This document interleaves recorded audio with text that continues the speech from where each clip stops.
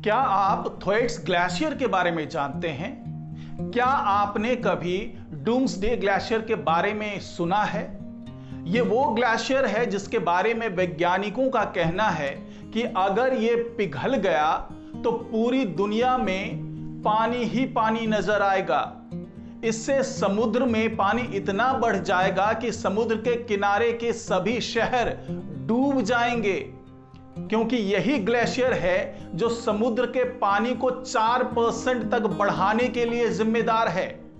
तो इस ग्लेशियर में अचानक क्या परिवर्तन आया और वैज्ञानिक क्यों डरे हुए हैं, यही तमाम जानकारी मैं आपको इस वीडियो में दूंगा। तो इस वीडियो को शुरू से आखिर तक जरूर देखिएगा। नमस्कार, मैं हूं डॉक्टर सुरजीत सिंह और आप देख रहे हैं महना मिस्ट्री। जी हां दोस्तों, एक ऐसा ग्लेशियर है अंटार्कटिका में जो अगर पूरा पिघल जाए तो तबाही ला सकता है।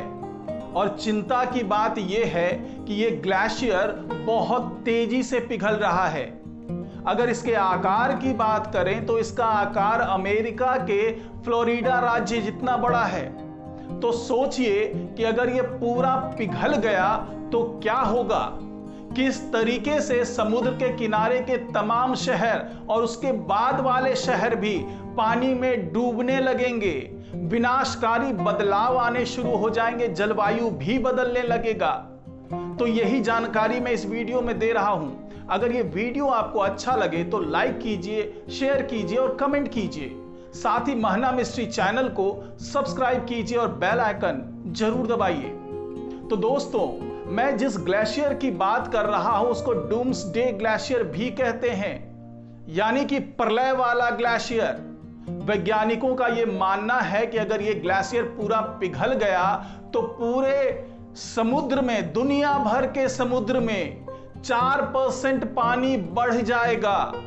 करीब 2 से 2.5 फीट तक समुद्र का जल स्तर बढ़ जाएगा। और अगर फिलहाल बात करें तो हर साल इस ग्लेशियर के पिघलने से 50 अरब टन पानी समुद्र में पहुंच रहा है।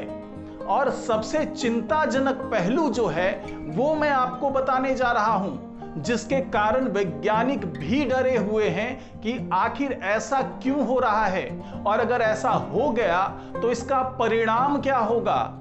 ये तमाम बातें जो मैं आपको बता रहा हूं, ये एक रिसर्च आर्टिकल का हिस्सा है जो नेचर जियोसाइंस जर्नल में पब्लिश हुआ है। और इस स्टडी में ये कहा गया है कि थ्वेट्स ग्लेशियर का बेस खत्म हो रहा है।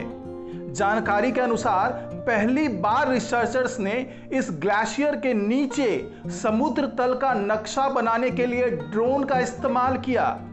और वैज्ञानिकों ने जो खोज की है उसने उन्हें हैरान कर दिया है, क्योंकि इस ग्लेशियर का बेस पिछले 2 शताब्दियों में समुद्र तल से अलग हो गया है और हर साल 2.1 किलोमीटर की दर से पीछे हट रहा है। और वैज्ञानिकों की ये जो स्टडी है वो ये कह रही है कि आने वाले कुछ ही समय में अपनी समुद्री रीच से ये जो ग्लेशियर है वो तेजी से पीछे हट सकता है। जो अभी तक इसे कंट्रोल कर रही है, यानी कि जो रिज है, समुद्री रिज, वो जो कंट्रोल कर रही है इस ग्लेशियर को, उससे ये ग्लेशियर बहुत तेजी से पीछे हट सकता है। और इसकी बर्फ की शेल्फ जो है वो साल 2031 की शुरुआत में समुद्र में गिर सकती है। और साल 2020 में जो इसकी इमेजेस आई थी उसमें भी तमाम खुलासे हुए थे। उसमें पाया गया था कि थ्वेट्स ग्लेशियर और उसके पड़ोसी पाइन आइलैंड ग्लेशियर पहले की तुलना में बहुत तेजी से पिघल रहे हैं और टूट रहे हैं।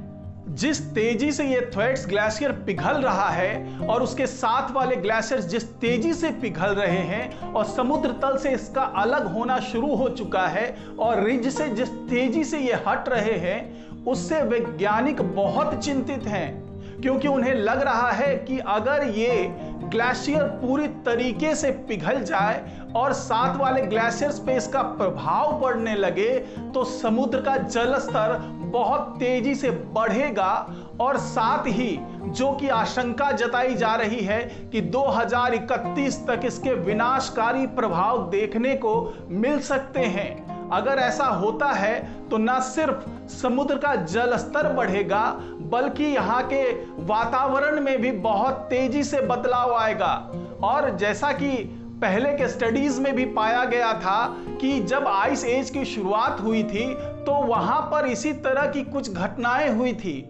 यानी कि ग्लेशियर जब बहुत तेजी से पिघलेगा तो बहुत ठंडा पानी समुद्रों में आएगा और समुद्र के जीव पर भी इसका असर हो सकता है। साथ ही जो पूरा मौसम है उसमें भी मामूली बदलाव देखने को मिल सकता है। यानी कि एक तरीके से चेन रिएक्शन होगा। इसीलिए वैज्ञानिक इसको थ्वेट्स ग्लेशियर को डूम्सडे ग्लेशियर भी कहते हैं, क्योंकि उन्हें लगता है कि अगर ये ग्लेशियर पूरी तरह से पिघल गया तो बहुत ही विनाशकारी प्रभाव देखने को मिल सकते हैं। तो इस रिपोर्ट में इतना ही। नमस्कार।